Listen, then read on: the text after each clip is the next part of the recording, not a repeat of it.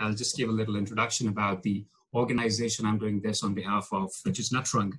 It is one of the premier performing arts institutions based in North India, established in 1983 with the objective of preservation and promotion of theater and other native art forms.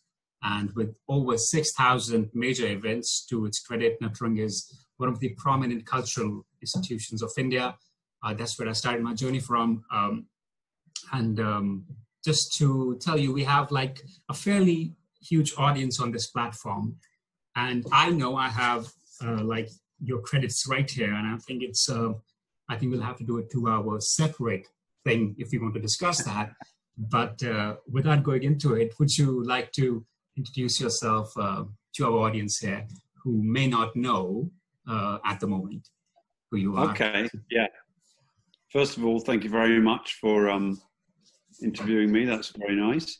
My name is Sean Foley. I'm currently the artistic director of Birmingham Repertory Theatre. Birmingham is the UK's second largest city. We don't have cities as big as you guys in India, but it's our second largest. It's the only other UK city apart from London that is over 1 million people. And it's a particular thing, I think, of Birmingham is that it's a city of immigration. It's a city of great immigration from Commonwealth countries, as we call them now. And actually there's a huge South Asian population. There's a huge Indian population there.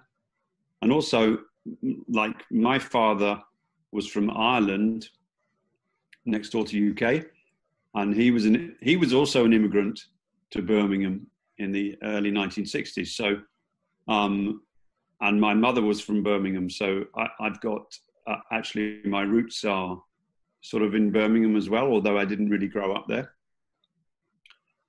It's my first job as an artistic director. I've been a freelance theatre director for, around about 10 years. But I've worked in theatre for about 30 years. First of all, having my own theatre company. We were making very, very small shows, 2 or 3 people in the cast. We wrote them and we performed in them. And then I started in that way. That's how I got into theatre.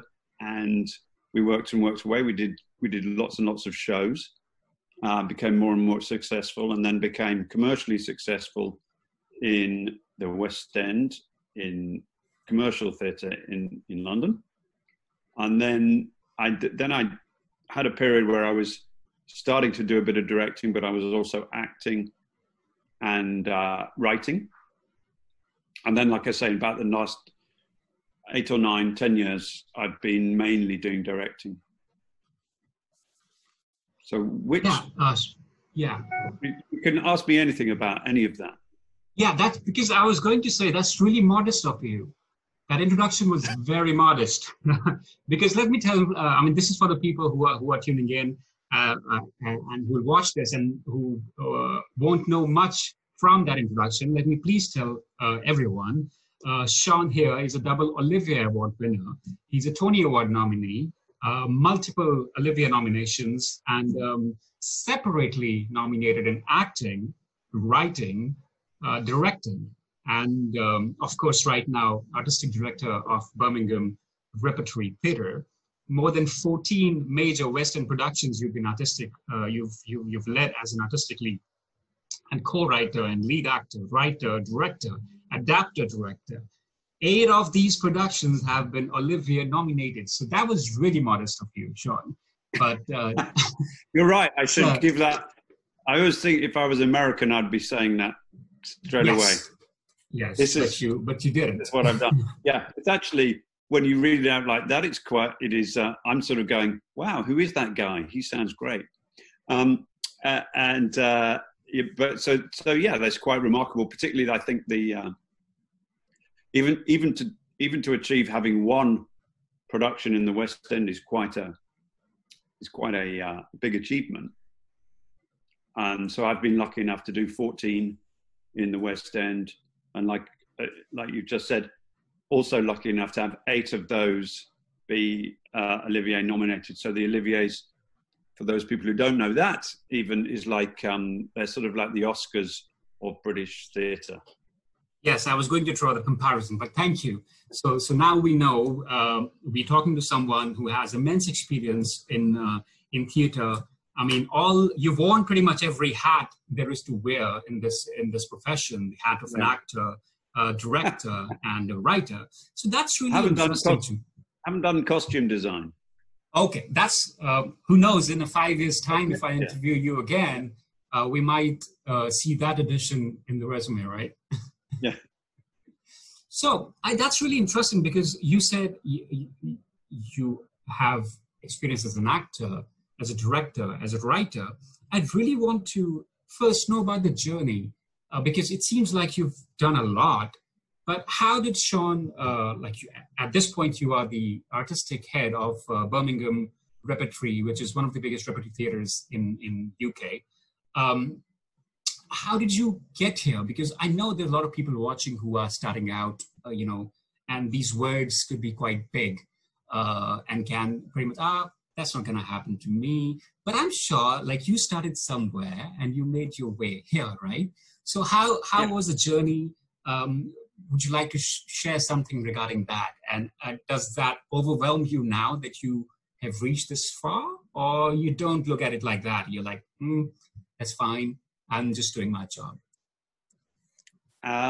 Well, I think anybody in the arts, I've never met anybody in the arts who doesn't think they should be doing better. There's a sort of self-criticism built into being a creative person, that you always feel you should do more and you should do better. But on the, so I've still got that. What's going to be next? What are we going to do next? Is always on my mind. But the way I started was I did my degree. I did just like a normal kind of academic degree. I've got a degree in history. And during that time, I started to do like student drama. And I got really interested in I guess being an actor, really. And then I started to do some workshops, and some of the people I did some workshops with this new company in Britain at the time, who were a little bit older than me now. They're about 4 or 5 years older than me. They'd just come back from a very particular theatre school in Paris, France, run by a guy called Jacques Lecoq. And it was a very different type of theatrical training than that which you got in British drama schools. And part of their training was the idea that you could make things up yourself. Like you don't have to do a play as an actor, so you can also create the show. And I did a few workshops with them, and in particular, they worked in sort of comic theatre and physical comedy. And I really just found I had firstly an aptitude, and then a kind of something really connected with me about being funny, acting on stage, being funny, but also creating your own material. So I asked them where they trained, because I thought this was so unusual, this approach to creating theatre.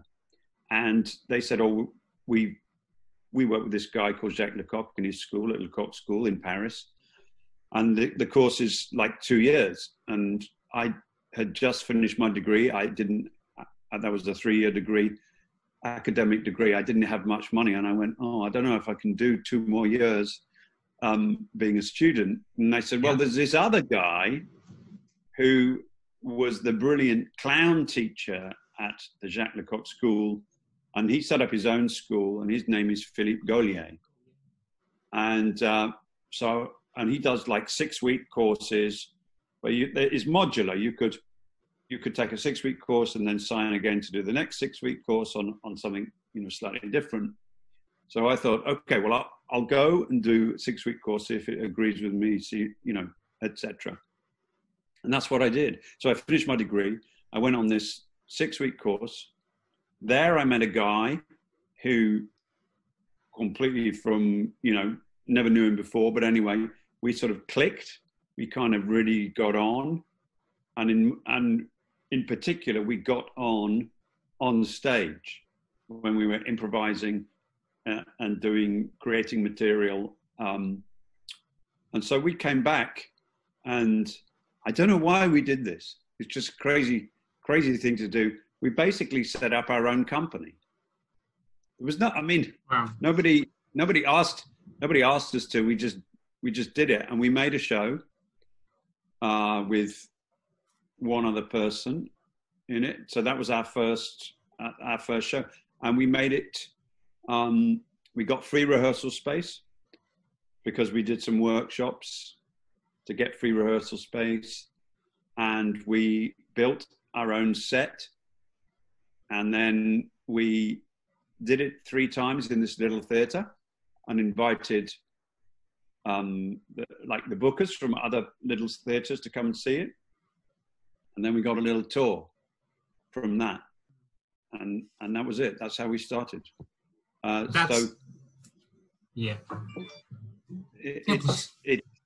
It's and I always say to people, that's really what you have to do. There's lots of ways of doing that. Well, I don't mean you'd have to do that, but the idea that, that sadly, in a way, the world doesn't need another actor. The world doesn't need another director. The world doesn't need another writer. There's so many there already, but they need you. So that's what you're going to really do. Interesting. Of what you say. What you're going to do is new and of yourself, and you give yourself, and the fact that you're you allows people to see another form of humanity and creativity and fun and interest. Then it's worthwhile, and you will be passionate about doing that. True. That's in fact that's the most fascinating bits about this pursuit. That when you get to find your voice of what you have to say, it doesn't happen overnight, but slowly it happens. Okay, this is what I want to say. This is the kind of work I like to do. When you find that, it becomes so much fun. It doesn't like a means to an end anymore. You're doing it because you like doing it, and that opens up different doors for you. Like you yourself said, you started out and you clicked with a person and you started a company, and you wouldn't have thought back in the days that, okay, one day I will be the artistic director of Birmingham Repertory Theater, and I will be winning Olivier Awards. That's never the goal. That just happens. No. But the point is Right. to find your voice and, create the work that you want to do. That's really fascinating. True. I think in some ways it's sort of your task as a creative person is to keep that. Yeah, absolutely keep that somewhere within you, because as you say, all these other things are great. And of course, then first of all, you find, as you say, your voice or what you want to do, and you're so passionate about it and you do it. And we didn't have any money, and we just kept making these shows and going on tours and doing everything ourselves, and it didn't really matter. And then, yes, we got a bit of success, but you get more into the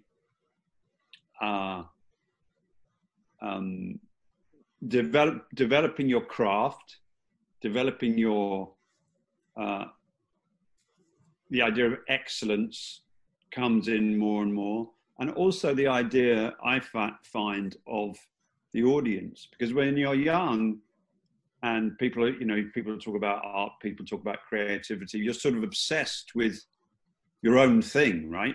You're obsessed with your art, if you want to use that phrase. I reluctantly use it, but that's sounds a little elitist sometimes. For some reason, I don't know.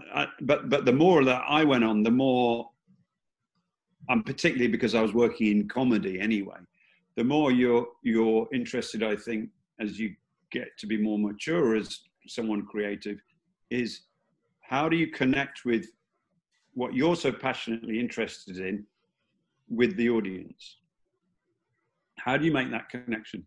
How do you really develop that connection and make what you're doing excellent so that anyone seeing it, even if they don't like it, they can't deny the excellence of what you're doing. Sure, completely agree. I would, since you said about craft, I'm really interested in talking about this.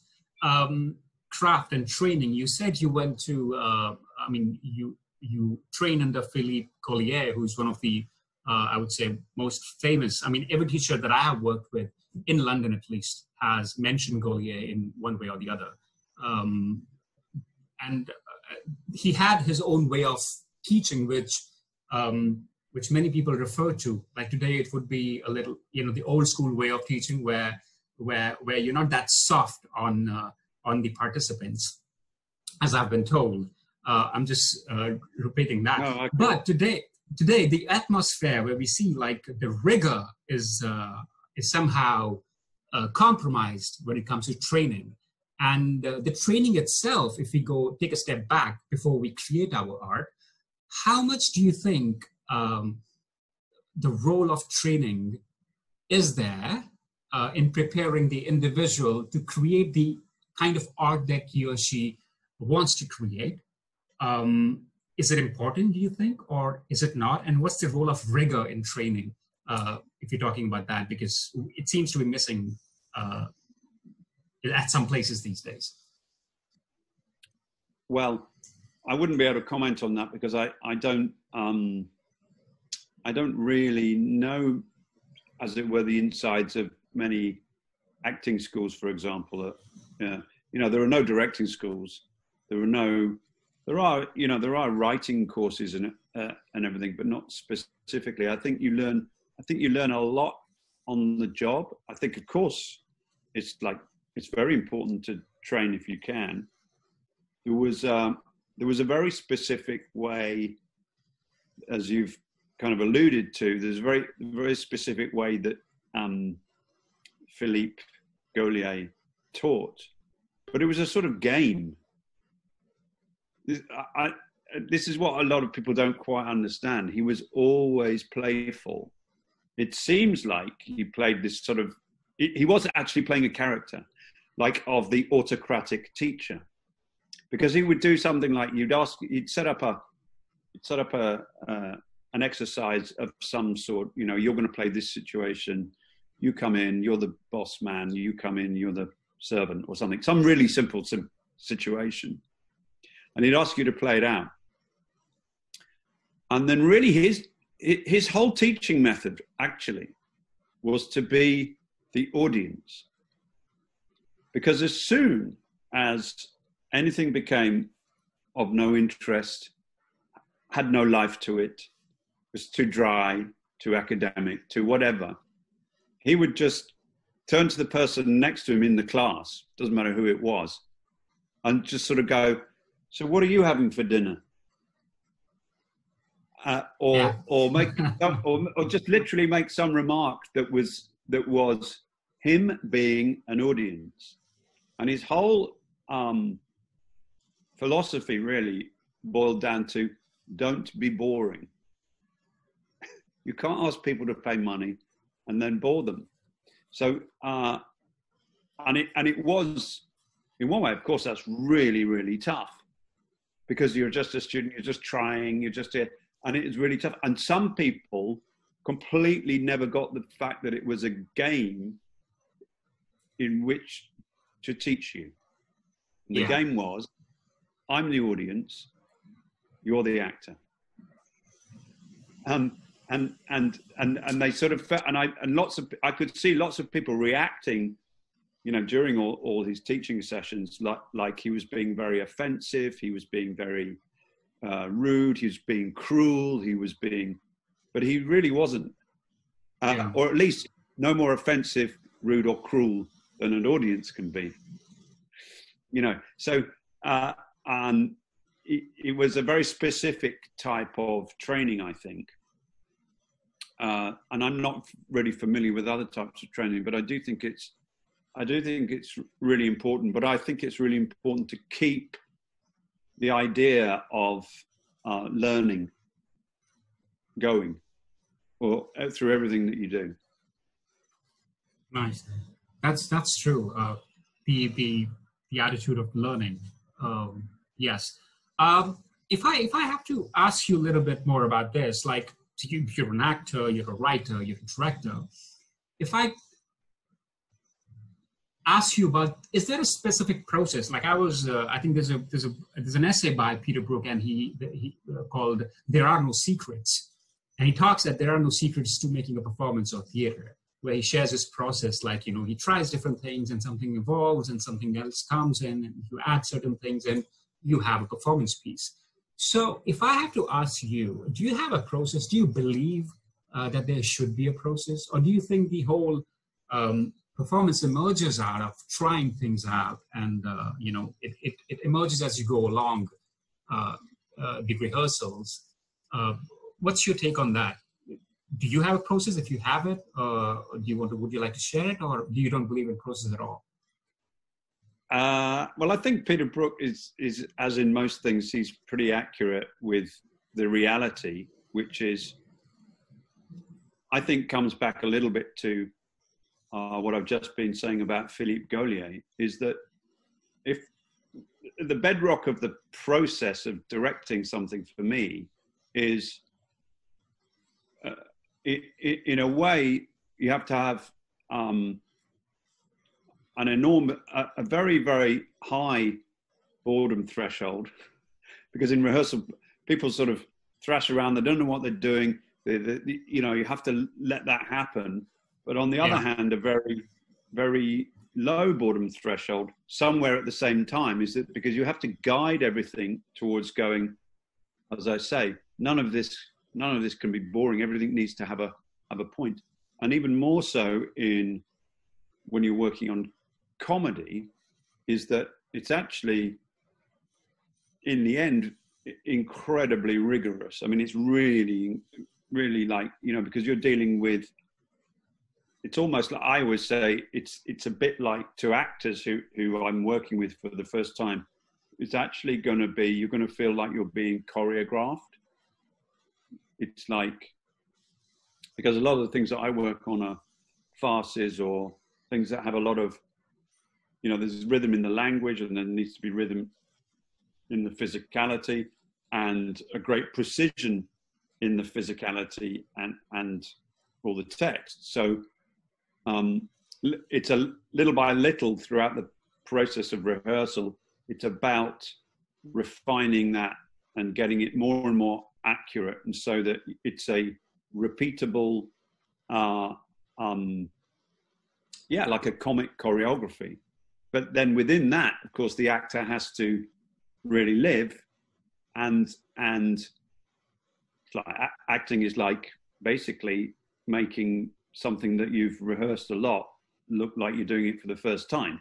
So that's the same thing. But when you really, really rehearse a bit of comedy, it can look, just before it looks brilliant, it can look terrible, like wooden, awful.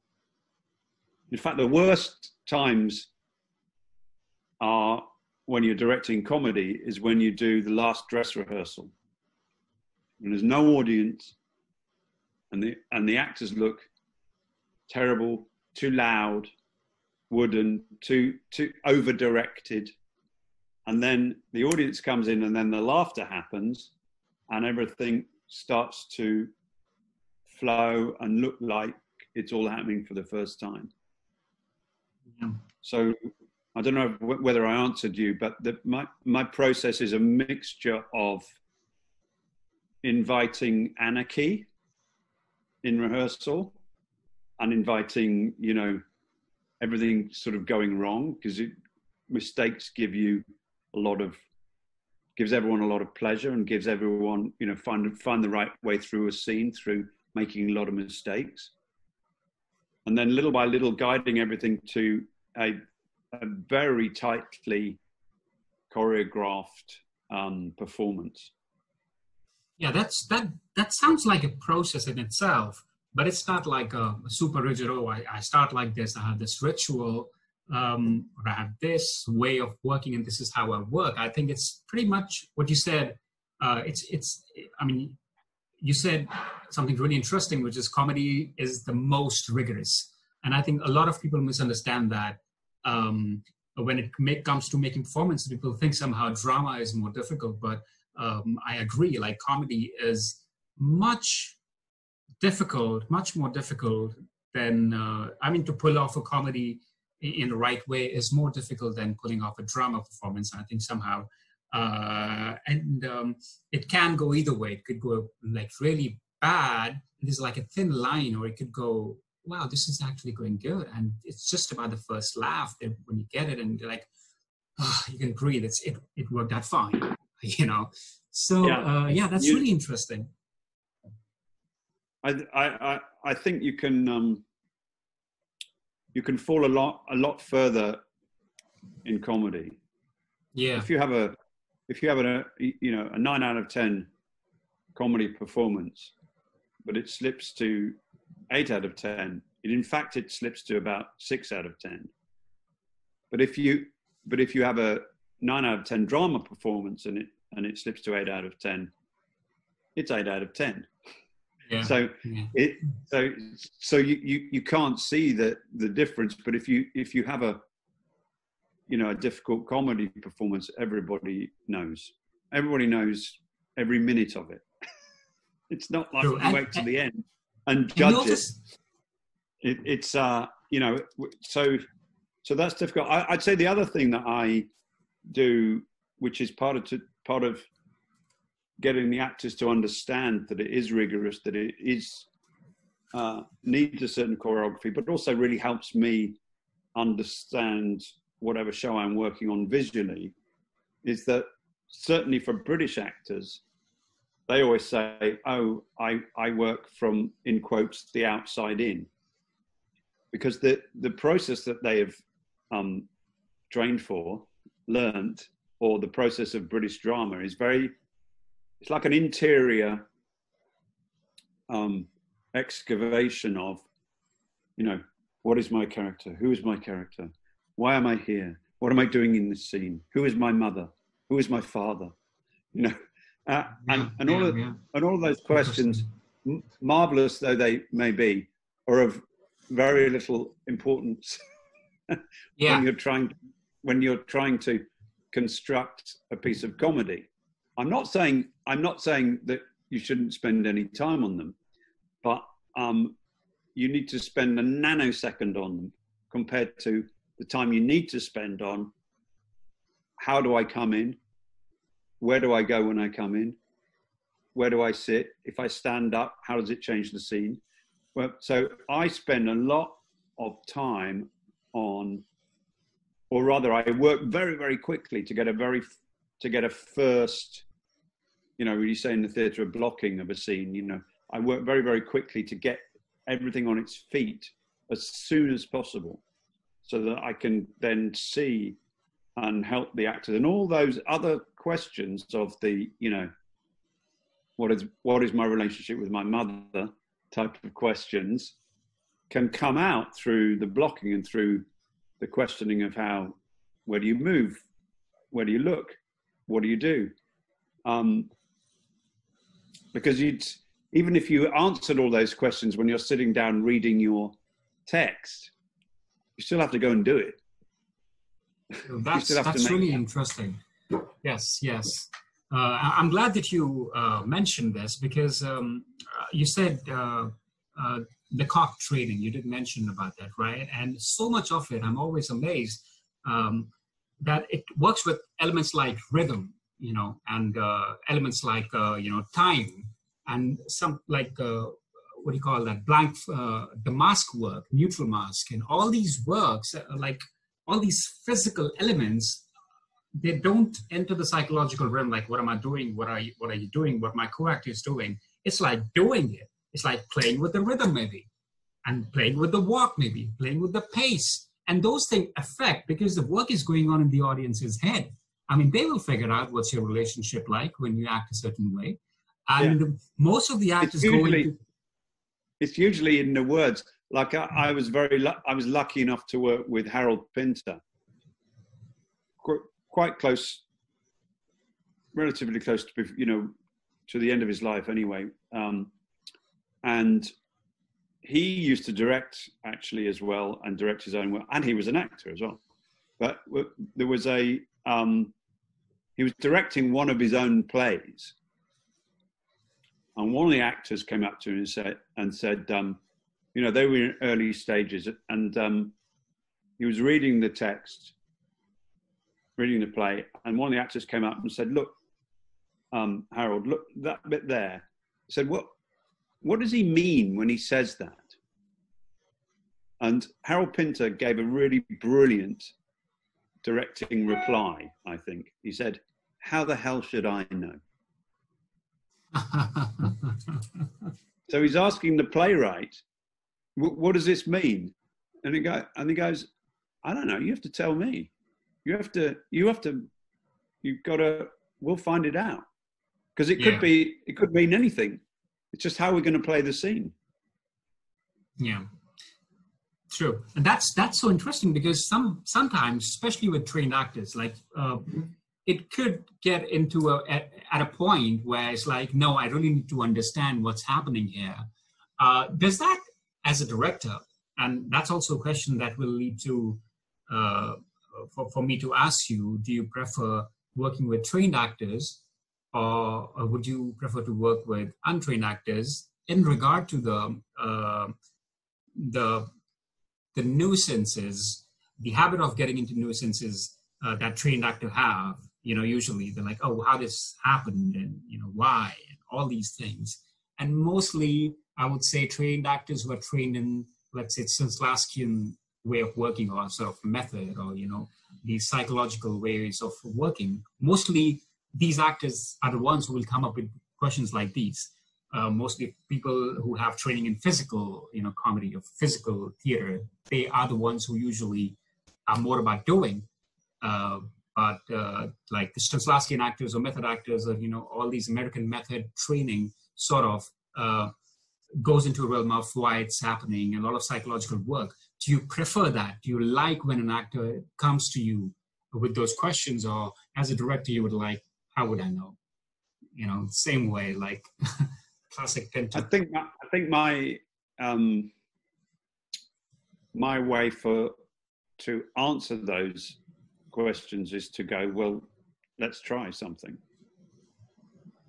Because I always find that if you stop and, like, I'm not saying you shouldn't stop and talk about things like occasionally, but if that is the entire rehearsal process, you don't have time to work out how you're going to actually perform it.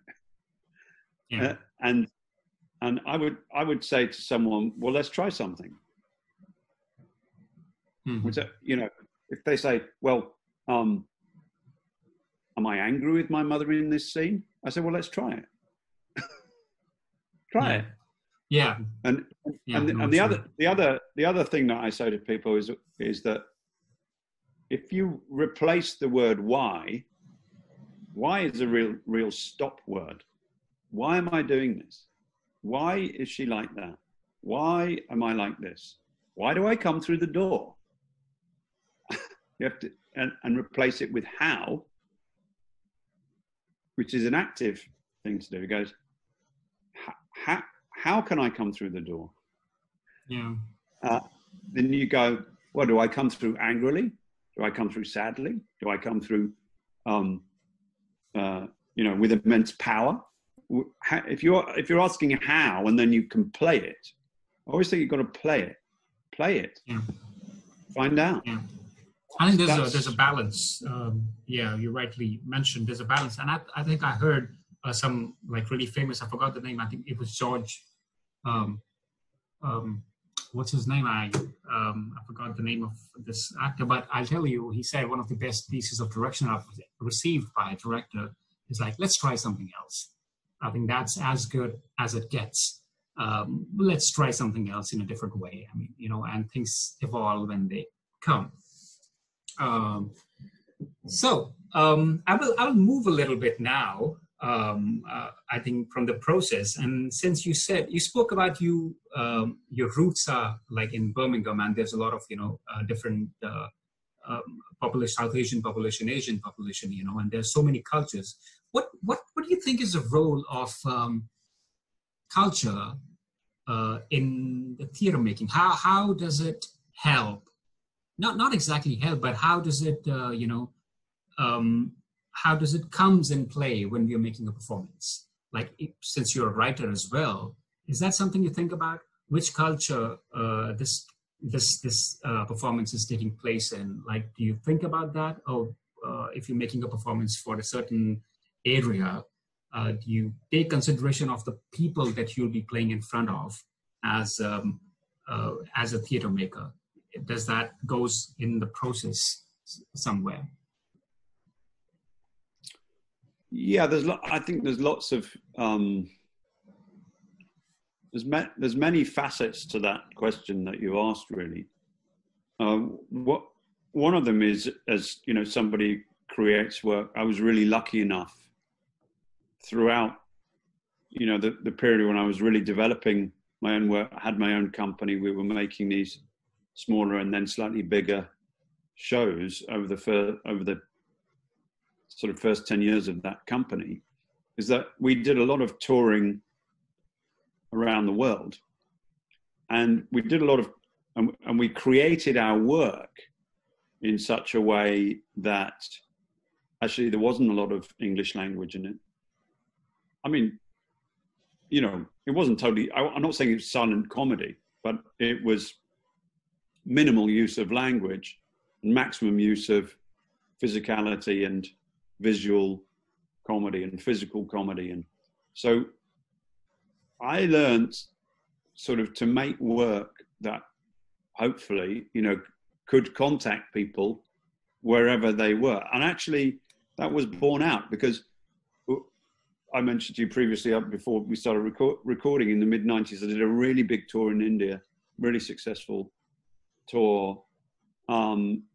We toured South America. We toured all around Europe. I mean, I know that Europe is a particular sensibility, but there's lots of different languages, lots of different types of people. We toured in the Middle East. We toured in the Southeast Asia, Malaysia and Borneo. We played in Borneo, played in the middle of a jungle in Borneo, in a huge theatre in a little town called Kota Kinabalu. And everywhere, I swear to God, everywhere, if you make, work that is in some way recognizable to everyone, human, and, like I said, it was comedy, there's a lot of visual and physical comedy, then it seems to work. But that was a particular training about creating work that could work for, really, really wide variety of people, which is something that, I'm passionate about for theatre. There's no question that, say, if you're thinking about the UK, that actually it's something, theatre is something of an elite cultural thing, venture, and quite often in terms of the communities that it contacts and that people, coming to work in the industry and everything, it's not really representative of society as you would see it if you just walk down the street. So if you walk down the street in Birmingham, for example, about half the people are white British, about 30% of the people are Asian British, about 10% of the people are Black British, and about another 10% are other people of other minority ethnic roots, heritages.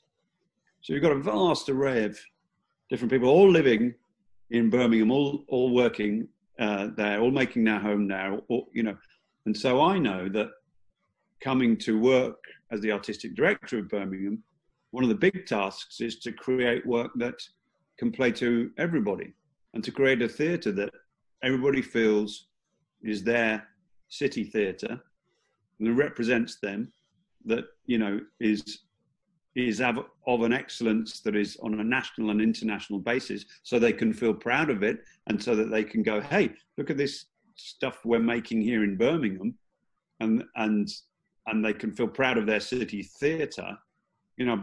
But I'd be lying to you if I said we're at that position yet. That's just part of the task of creating a theatre that genuinely appeals to all sectors of the population. You said some really interesting things there. For example, theatre transcending the barrier of language somehow, and how that happened in your tours. So taking that opportunity, I'm just gonna move this conversation into a different direction, because you said, and it's true, from the last 100 years, we've seen commercialization of theater like never before. We have like huge shows where like literally you have to pay huge price for a ticket and you go to watch it. It wasn't like this like 300 years ago, or, you know, last 100 years of capitalism somehow have, it's like, it has turned the whole thing like into a much more commercially viable industry, I would say, theater industry. Do you think, like 100 years ago, when there was a pandemic, I'm quite sure everything stopped then, and as long as there were pandemic situation, everything stopped, and then theater, I'm sure, was stopped, and then people moved on when the pandemic was over, and again resumed making theater, telling stories, obviously, which were affected by this incident. But today we see we are in the middle of, as we talk, we are in the middle of such a big, pandemic. It has literally stopped the world on so many levels, but still we haven't stopped as we would have 100 years from now. We're still continuing doing things. We still, we see people exploring different spaces for performance making. Yes, the typical shows as we know it, they've stopped for a while, but people are looking for alternative spaces. How do you think that will affect theater of the future, like, in next 10, 20, 30, 40 years? Do you think that will change how we look at theater as a live interactive medium between audience and actors? Or do you think it's just for a while and it won't change much? Do you think it could be a Renaissance moment we are part of? Well, I guess it could be. I mean, I feel sure that a lot of people will be inspired to make work coming out of this period. A lot of people, I don't mean specifically maybe writing plays about a plague or a pandemic, although of course that's possible. I'm sure some people are already doing that now. But certainly one thing that the COVID-19 and the pandemic has done, if you look at the UK, it's made clear even more so, the inequalities in our society, and has therefore, given a much clearer insight into the politics of inequality and how that works. And I'm sure that coming from that increased understanding, and actually, anger as well, and all sorts of reactions to that understanding, I'm sure that lots of people are going to start creating work that from this time, inspired by this time, even if it's not specifically written about like a pandemic or something. I'm sure a lot of people will start doing, and not just in theatre, in all sorts of arts, being creative. They'll start to be creative with it, Yeah, true. So, and do you think technology plays a role in that? Bertolt Brecht said something, about, I'm possibly misquoting it, but it was, something like, in the bad times will there also be laughing and singing. yes, there will be laughing and singing about the bad times. And that's what will happen. That's what will happen. True. And how much do you think technology plays a role in that? Like, we already see we have our theaters, completely equipped with technologies that we didn't have maybe 50 years ago. But how do you think now, today, with internet and, different mediums, how much do you think that can change? I think it's a fantastic aid. I think it could be a way of, reaching new audiences. It certainly could be a way of people accessing theatre if they can't get to the performance in some way or whatever. And I think it's going to become part of how the theatre industry, develops from this point.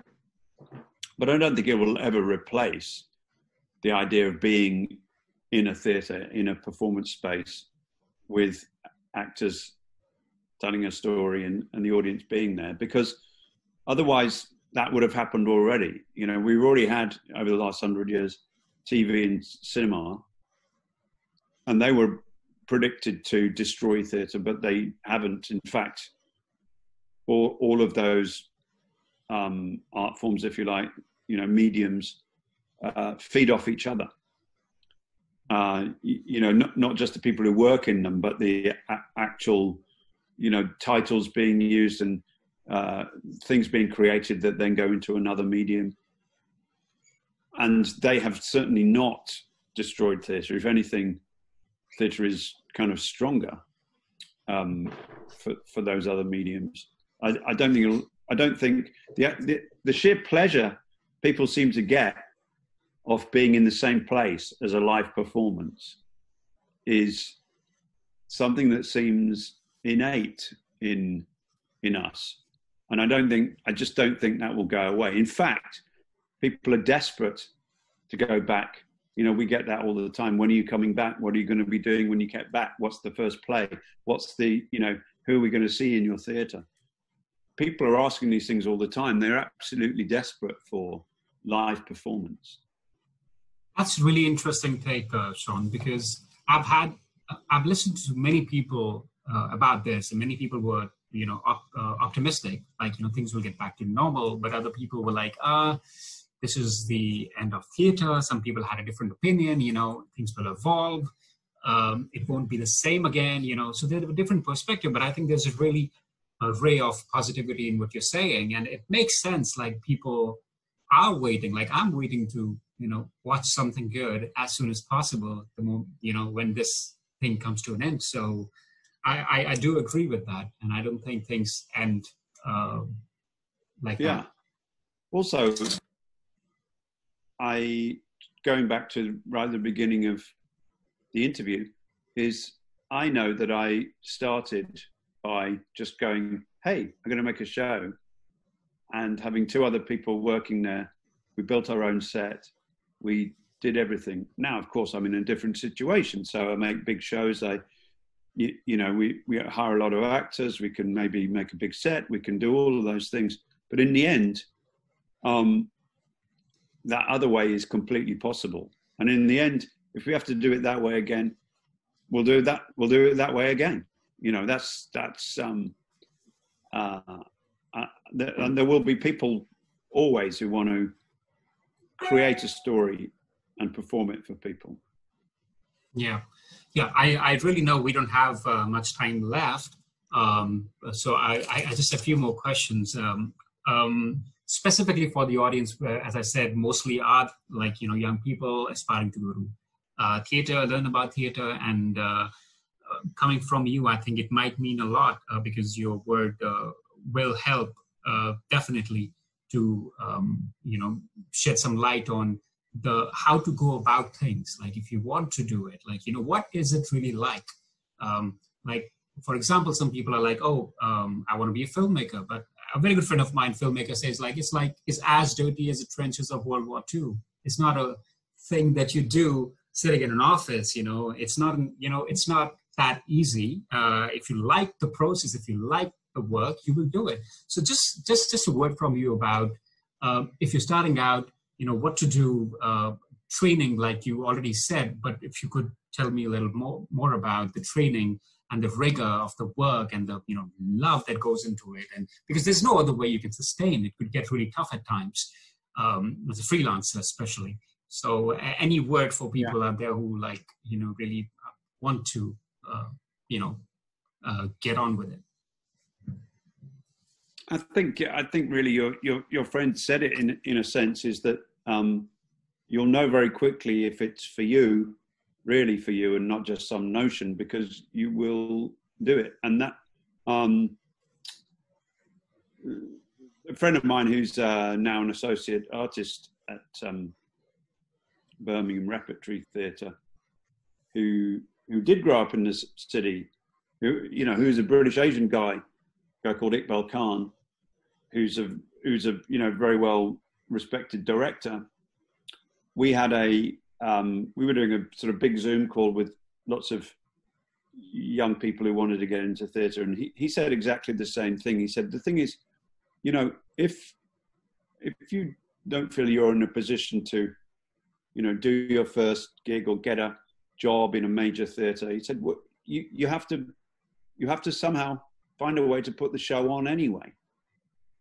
You have to get together with your pals or whoever and go, we're going to do it in a room above the pub, or we're going to do it in the park, or we're going to do it we're going to beg, steal or borrow so we can hire a hall, and then, and then get people along. And what you learn doing that is probably just the process of doing something like that is gonna just really help you and propel you, I think. I never know what to say, because I didn't come through that real the route that so many people who get into the industry, they do come through, actors particularly, they do come through a drama school or something like that, and that's obviously a great route as well. But it's if you want to do it, you have to do it. Yeah, true. Is that absolutely? If you want to do it, you have to do it. Just do it. I think Nike said it the best. Just do it.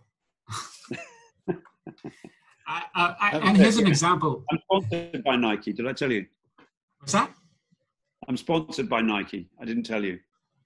You are? No, I'm not. I'm like, okay, we might have to, edit this, version where I talk about Nike, and, we might have to get permissions for that if you were sponsored. So, luckily, made it up. One last thing, because as you mentioned, you didn't take the usual route of drama school training. And in India, we have, we have a lot of people. We have a booming industry when it comes to Bollywood and film industry. Obviously, there's a lot of absorption there. But when it comes to theater, for training, we don't have many schools. We have National School of Drama as one of the premier institutes, and maybe few more branches of National School of Drama, and few more drama departments, maybe 10 or 15 at the tops, that provide training. So there are a lot of people who want to get trained, who wish that they can get training, and there are not a lot of places that offer that. There are few, but there are not a lot. But it's interesting you said that even though you didn't go the usual route, like going to drama school, get training, and then go for the work, you started out making your own work somehow. And that's what matters, like doing it, learning and doing it over and over again. And, somehow doors open up and you move along. Yeah. Well, I mean, that's, I guess, because that's what I do. That's the only thing I've known. So I'm not saying that's easy, because none of it's easy, and it's really not an easy business to be in, actually, at all. But it is, people respond to people when, in a nice way, they don't take no for an answer. I mean, you have to be very, very determined anyway to get anywhere in in this business. So, you know, it's determination. You've got to have talent, but a huge part of it then is determination, and you know, and really going, well, what can I do? What can I do? It's not going to come to you. It's not going to come to you. That's the thing. You have to go at it. True. I think that says it all. It's not going to come to you. We just got to end it here. But before we leave, I would like to know your favorite word. It's just a little fun bit. Your favorite word when it comes to work, something that you use a lot. Your favorite production, and one book or two or more that you would like to recommend everyone reads that you have enjoyed reading related to the work that we do. I don't mean to put you on the spot. I mean, but if you have it, it's great. If not, I mean, it's totally fine. I'd probably read Peter Brook, The Empty Space. Peter Brook, The Empty Space. Yeah. Anything by Dickens, just because it's so great. And particularly his early work was so funny. I mean, he always got his amazing comedy in even all the really gothic and dark books. But his early Pickwick Papers is really, really funny, for example. They're really, really funny. Words or phrases I overuse. Is tea break over? I'm always the first one back to work after tea break. So you won't gain anything about how to make a show there, apart from the fact that you've got to use all your time well. What was your other question? Like, what's your favorite word? I think it was. It was the book and the favorite word and the favorite production. I said, I think if you have favorite production, I don't know if I have a favorite production. You mean of mine or anything? Okay, how about a favorite film that you would recommend to watch? I would recommend